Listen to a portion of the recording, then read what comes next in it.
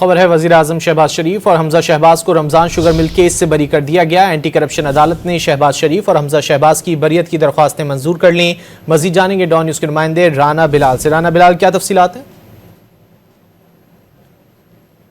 राना बिलाल से रब्ता करने की कोशिश कर रहे हैं। वजीर आजम शहबाज शरीफ और हमजा शहबाज को रमजान शुगर मिल केस से बरी कर दिया गया है।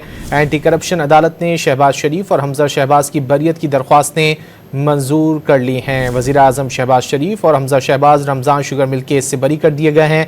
लाहौर की एंटी करप्शन अदालत ने बरियत की दरख्वास्तें मंजूर की। शहबाज शरीफ और हमजा शहबाज पर कौमी खजाने से ज़ाती शुगर मिल के लिए नाला बनवाने का इल्ज़ाम था। नैब ने शहबाज शरीफ और हमजा शहबाज के खिलाफ 2018 में तहकीकात शुरू की थी। तफसीलात जान लेते हैं राना बिलाल से। राना बिलाल, बताइएगा, शहबाज शरीफ और हमजा शहबाज को बरी कर दिया गया रमजान शुगर मिल केस से?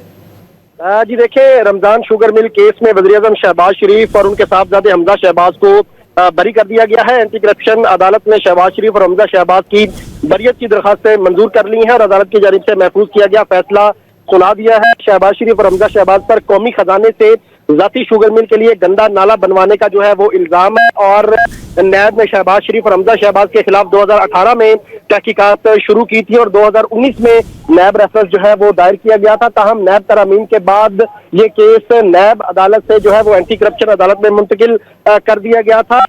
जो इल्जाम लगाया गया था शहबाज शरीफ पर, उसके मुताबिक 2015 में शहबाज शरीफ और हमजा शहबाज ने चनियोट में अपनी शुगर मिल रमजान शुगर मिल के लिए कौमी खजाने से 21 करोड़ रुपए की रकम इस्तेमाल करके गंदा नाला बनवाने का इल्जाम था और उन पर यह भी इल्जाम था कि इन्होंने अपनी सीट का गलत इस्तेमाल किया।